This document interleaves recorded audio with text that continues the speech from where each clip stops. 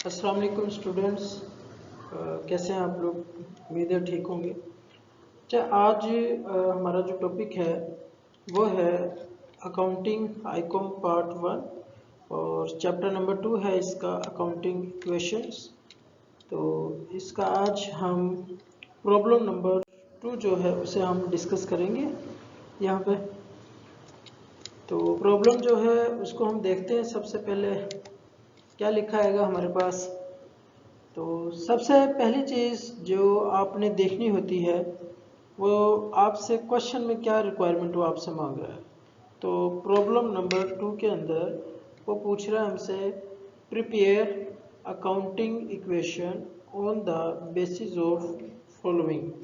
कि आपने कुछ चीज़ों की बेसिस पे आपने क्या करना है, अकाउंटिंग इक्वेशन को बनाना है।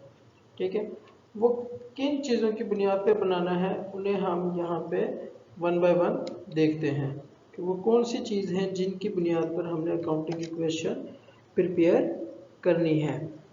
तो उसमें सबसे पहले जो है हमारे पास transaction number 1, mister Feroz started business with goods ₹20,000 and cash ₹55,000 और उसके बाद एंड बिल्डिंग ₹50,000। अच्छा, ये देखिए उसने बिजनेस जो वो स्टार्ट किया है किन किन चीज़ों के साथ, गुड्स के साथ स्टार्ट किया है और गुड्स कितने की हैं, 20,000 की। एंड कैश, और उसके बाद उसने कैश जो है वो भी बिजनेस के अंदर स्टार्टिंग में लेकर आया है और वो कैश कितना है, 55,000। और एंड बिल्डिंग, और जो तीसरी चीज़ जो है वो क्या है, बिल्डिंग। बिल्डिंग के साथ उसने क्या किया, अपना बिजनेस जो है वो शुरू किया है 50,000। यानी कि अब 3 चीज़ों के साथ उसने बिजनेस को शुरू किया है। ठीक है, तो हम यहाँ पे अकाउंटिंग इक्वेशन हमने बनानी है इसकी। तो हम इसकी जो सबसे पहली चीज़ जो आती है उसे देखते हैं कि वो क्या चीज़ है हमारे पास। तो सबसे पहले हम लिखेंगे मिस्टर फेरोज, और बना क्या रहे हैं हम, अकाउंटिंग इक्वेशन। और किस मंथ के लिए बना रहे हैं, फॉर द मंथ ऑफ, जो भी मंथ उसमें दिया होगा।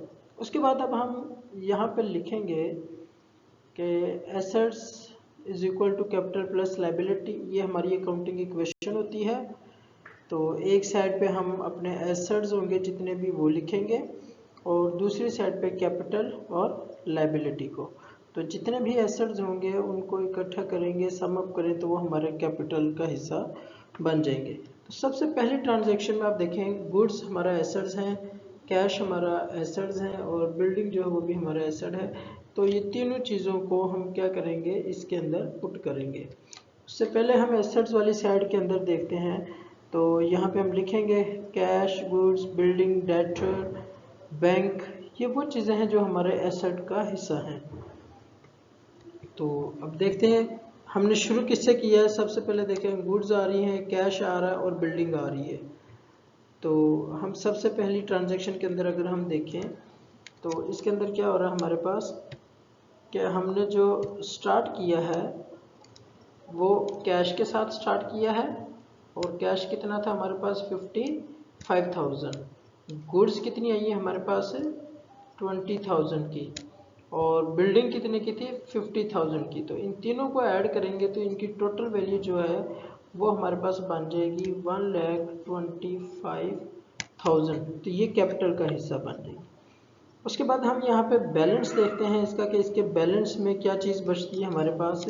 तो बैलेंस में कैश जो है 55,000 बच जाएगा, गुड्स 20,000 और बिल्डिंग 50,000 की।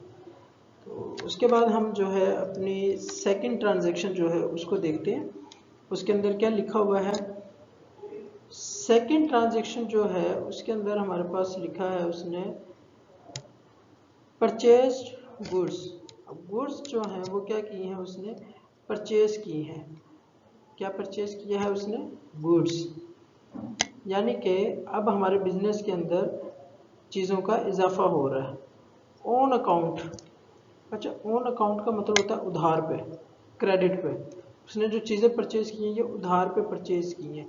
इसका मतलब हमने पेमेंट करनी है इसकी। इसका मतलब हमारी लाइबिलिटी जो है वो बढ़ गई है। और कितने की चीज़ें खरीदी हैं वो 15,000 रुपये की। तो जो चीज़ें हैं गुड्स जो हैं वो ऐड हो जाएंगी गुड्स के अंदर। पहले 20,000 की थी, अब 15,000 की और उसके अंदर ऐड हो जाएंगी। तो गुड्स हमारे पास टोटल जो है वो हो जाएंगी हमारे पास 35,000 की।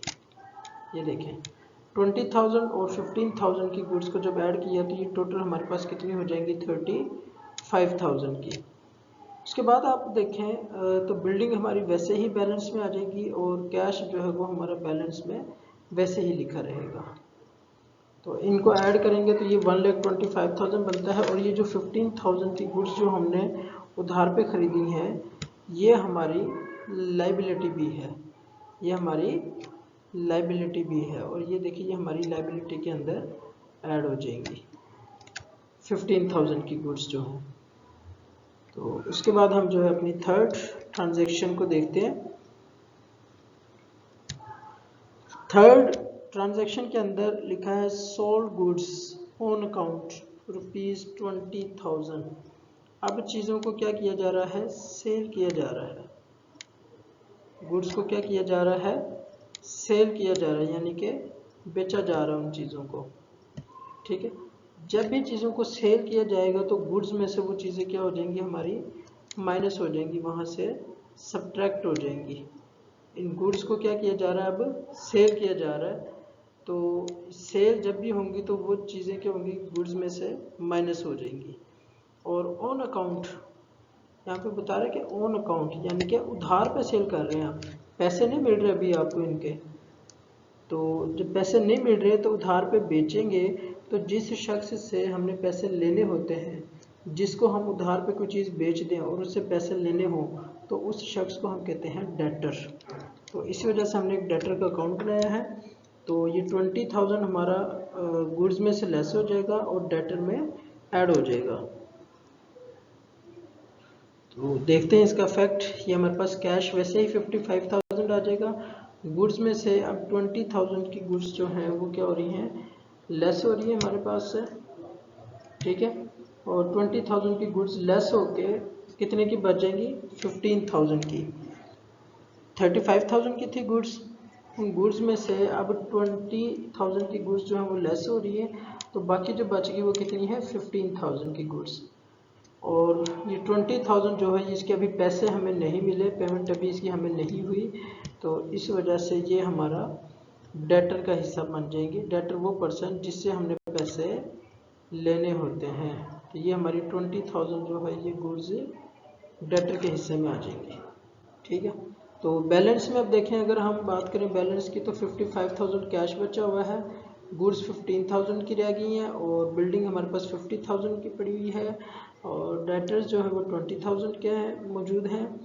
और उसके अलावा कैपिटल हमारा 1,25,000 और लाइबिलिटी जो है वो कितनी है 15,000 की। अब हम देखते हैं ट्रांजैक्शन नंबर 4। तो ट्रांजैक्शन नंबर 4 में लिखा हुआ है cash of ₹10,000 deposit into bank. अब ये जो हमारे पास कैश पड़ा हुआ था 55,000 का, ये जो हमारे पास कैश पड़ा हुआ था 55,000 का, इस कैश में से 10,000 कैश जो है वो हम क्या कर रहे हैं बैंक के अंदर सबमिट करवा रहे हैं। तो बैंक जो है वो भी हमारा एसेट है।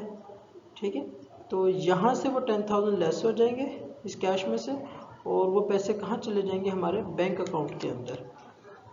तो कैश में से 10,000 जो है वो लेस हो जाएगा और बैंक अकाउंट में क्या हो जाएगा ऐड हो जाएगा हमारे पास। तो ये देखें, अगर 55,000 में से ये 10,000 को लेस करें तो हमारे पास बाकी जो अमाउंट बचती है वो बचती है 45,000। ये 10,000 हमने लेस किया 55,000 में से, तो हमारे पास बाकी जो अमाउंट बच गई वो बच गई 45,000। और गुड्स हमारी 15,000 की हैं मौजूद, बिल्डिंग हमारी जो है वो 50,000 की मौजूद है, डेटर्स हमारे पास 20,000 के मौजूद हैं। और अब जो है ये 10,000 हमारा जो है ये हमारा कहाँ पे आ गया है बैंक के अंदर। ये जो 10,000 हमारा है ये बैंक के अंदर चला गया है, कैश में से लेस हो गया और बैंक के अंदर ऐड हो गया। तो बाकी लाइबिलिटी हमारी वही 15,000 की और कैपिटल हमारा 1,25,000 का। उसके बाद हम देखते हैं हमारी ट्रांजैक्शन नंबर 5। अब ट्रांजैक्शन नंबर 5 में बच्चे लिखा हुआ है कि paid cash to supplier of goods, यानी कि ये जो गुड्स थी हमारे पास, जो हमने उधार पे ख़रीदी थी, जो हमारी लाइबिलिटी थी 15,000 जो हमने पे करना था, अब उसमें से क्या कर रहे हैं, कैश जो है उसे हम क्या कर रहे हैं, पे कर रहे हैं, पेड हो रहा है कैश। ठीक है, तो ये कैश जो है, ये कैश में से 10,000 लेस हो जाएगा हमारे पास, और जो लाइबिलिटी हमारी वो भी 10,000 से कम हो जाएगी अब हमारी, क्योंकि हमने जिसके पैसे देने थे अब हम उसके पैसे रिटर्न कर रहे हैं उसको। तो ये देखिए आप कि हमारे पास यहाँ पे कैश जो है वो 10,000 लेस हो गया 45,000 में से। तो कैश की अब जो टोटल अमाउंट हमारे पास बाकी बची हुई है वो अमाउंट है 35,000। पहले 45,000 था, अब उसमें से 10,000 हमने पे कर दिया, तो अब 35,000 जो है वो रिमेनिंग हमारे पास रह गया कैश। और गुड्स हमारे पास 15,000 की अवेलेबल हैं, बिल्डिंग हमारे पास 50,000, डेटर 20,000, बैंक 10,000। और यहाँ पे देखें अगर आप राइट साइड पे, तो यहाँ पे लाइबिलिटी जो है इसकी वो क्या होगी है, कम होगी। 15,000 में से ये 10,000 जो है ये हमने क्या कर दिया है, लेस कर दिया है। और 10,000 जब लेस किया है तो बाकी जो अमाउंट बच गई वो बच गई हमारे पास 5,000, यानी कि लाइबिलिटी अब हमारी 5,000 रह गई है। उसके बाद इसकी ट्रांजैक्शन नंबर 6, उसमें लिखा हुआ है paid telephone bill ₹2,000 by cheque. अब चेक के थ्रू 2,000 रुपीज़ आपने टेलीफोन का बिल जो है वो पे किया है। जब भी चेक के थ्रू कोई पेमेंट होगी तो इसका मतलब वो बैंक में से हमारे पैसे जो है वो कट होंगे। ठीक है, तो ये जो बैंक में से कट होने का मतलब ये है कि हमारे जो बैंक के अंदर पैसे मौजूद थे उसमें से अब 2,000 जो है रुपीज़ वो क्या होगा, का डिडक्ट हो जाएगा। तो ये देखिए ये हमारे बैंक के अंदर जो मौजूद थे 2,000 वो यहाँ से डिडक्ट हो गए, तो बाकी जो है हमारे पास 8,000 बच गया बैंक में। और 2,000 हमारे कैपिटल में से भी डिक्रीज हो जाएगा। जब भी हमारा एसेट डिक्रीज होगा तो कैपिटल जो है वो भी डिक्रीज होगा, और जब भी हमारा एसेट इंक्रीज होगा तो कैपिटल भी इंक्रीज होगा। तो 2,000 एसेट साइड से लेस हो गया और 2,000 कैपिटल साइड से लेस हो गया। तो अब कैपिटल हमारा रह गया है 1,23,000 और लाइबिलिटी 5,000 की है। इन दोनों को ऐड करेंगे तो 1,28,000 आ जाएगा, और एसेट साइड को सबको ऐड करेंगे तो ये भी हमारे पास 1,28,000 जो है वो टोटल में आ जाएगा हमारे पास। तो उम्मीद है स्टूडेंट्स आपको ये क्वेश्चन जो है वो समझ आ गया होगा। तो नेक्स्ट वीडियो में इंशाल्लाह नेक्स्ट क्वेश्चन के साथ हाजिर होंगे। अल्लाह हाफिज़।